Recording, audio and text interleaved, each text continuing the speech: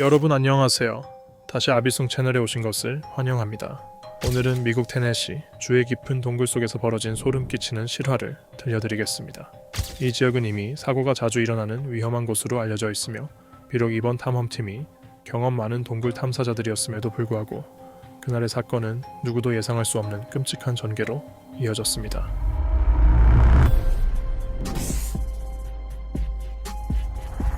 편하게 앉으세요. 오늘은 여러분께 끝내주는 동굴 탐험 이야기를 들려드릴 겁니다.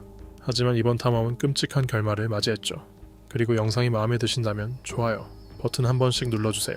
정말 큰 힘이 됩니다.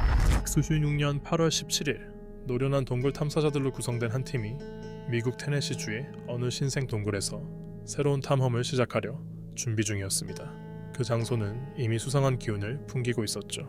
마이크 로저스, 잭 토미슨, 제랄드 모니, 마이크 피코, 앨런 크레슬러는 전날 하루 종일 동굴 깊은 곳에 좁은 통로를 뚫기 위해 돌무더기를 치우며 작업을 했습니다.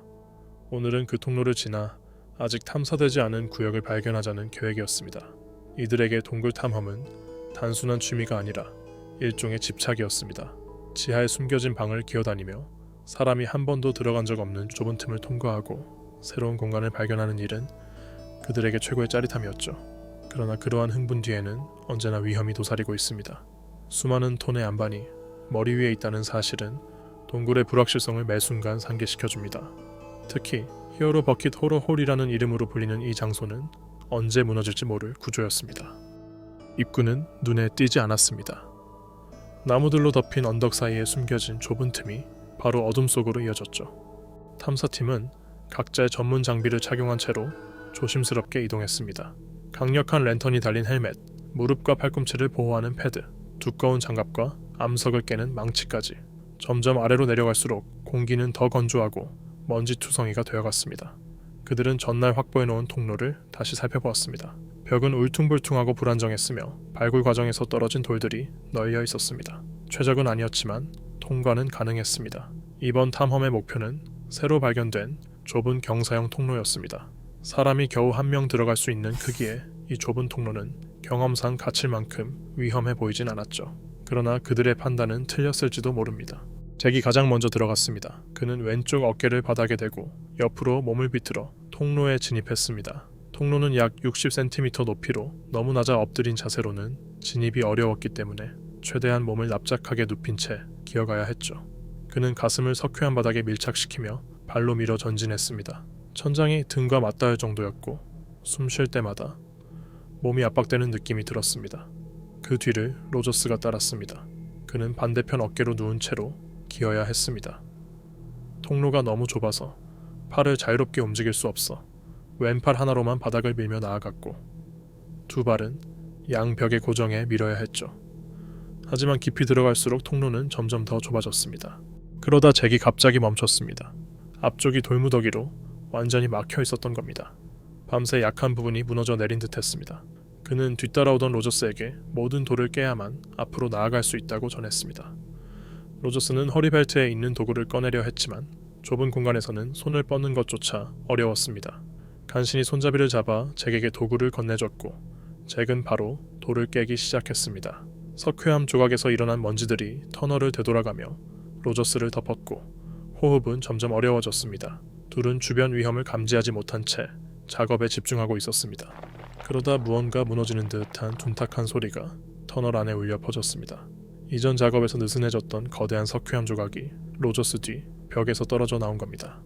무게를 이기지 못한 돌은 바닥으로 떨어지며 거대한 소음을 냈고 파편과 먼지가 사방으로 튀었습니다. 잭과 로저스는 충격으로 앞으로 밀려났고 잭의 머리는 돌에 부딪혔습니다. 다행히 헬멧이 충격을 흡수했지만 그는 한동안 정신을 잃었습니다. 의식을 되찾은 잭은 끔찍한 사실을 깨달았습니다. 돌무더기가 그들이 들어왔던 통로를 완전히 막아버렸던 것입니다. 앞쪽은 여전히 막혀 있었고 이제 뒤로도 돌아갈 수 없는 상황. 그들은 갇혔습니다. 모두가 잠시 멈춰 섰습니다. 충격이 온몸을 감쌌고 공포는 순식간에 몰려왔습니다. 운 좋게도 로저스는 직격을 피했습니다. 조금만 더 뒤에 있었더라면 돌에 깔려 그대로 죽었을 수도 있었죠. 그러나 여전히 절망적인 상황이었습니다. 먼지는 계속해서 폐로 들어오고 있었고 패닉은 점점 심해졌습니다. 로저스는 돌을 밀어보려 했지만 몸을 움직일 공간조차 없었습니다. 그들은 사방이 막힌 채 완전히 갇힌 상태였습니다. 과호흡은 상황을 더욱 악화시켰습니다. 이대로 갇힌 채 숨막혀 죽는다는 공포가 엄습했지만 그들은 스스로에게 계속 말을 걸며 마음을 가라앉히려 했습니다. 곧 구조될 거라고, 반드시 빠져나갈 거라고 말이죠. 바깥에서는 나머지 팀이 신속하게 움직였습니다. 동굴 구조 작업은 항상 위험을 동반합니다. 돌을 잘못 움직이면 추가 붕괴가 일어날 수 있기 때문이죠.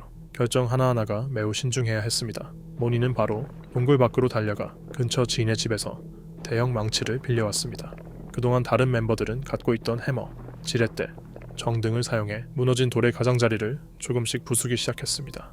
터널 안에서 잭과 로저스는 최선을 다해 침착함을 유지했습니다.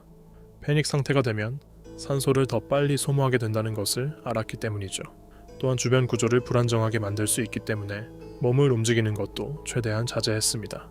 그들은 에너지를 아끼며 천천히 호흡했고 돌을 두드리는 소리에 집중했습니다. 구조 작업은 느리고 고된 일이었습니다. 망치 한 방에 겨우 금이 가는 정도였고 공간이 너무 좁아 한 번에 2명만 작업이 가능했습니다. 교대로 일하며 체력을 아끼는 수밖에 없었습니다. 진짜 두려운 건 진동이었습니다. 힘을 너무 주면 더 큰 붕괴가 일어날 수 있었기 때문이죠. 밖에서는 오후 해가 지고 있었지만 동굴 안은 여전히 암흑이었습니다. 유일한 빛은 헬멧에 달린 랜턴뿐이었고 땀과 진흙이 얼굴을 타고 흘렀습니다. 4시간이 넘는 작업 끝에 마침내 희망이 보였습니다. 한 번의 정밀한 타격이 중심에 깊은 금을 만들었고 이어진 힘을 모아 큰 바위를 여러 조각으로 부숴낼 수 있었습니다. 공간이 열리자 잭이 먼저 빠져나왔고 땅에 털썩 주저앉았습니다. 그 순간 모두가 안도의 숨을 내쉬었습니다. 그들은 해낸 것이었습니다. 그제야 이 사건이 얼마나 위험했는지 실감할 수 있었습니다. 탐사되지 않은 통로는 원래부터 불안정합니다.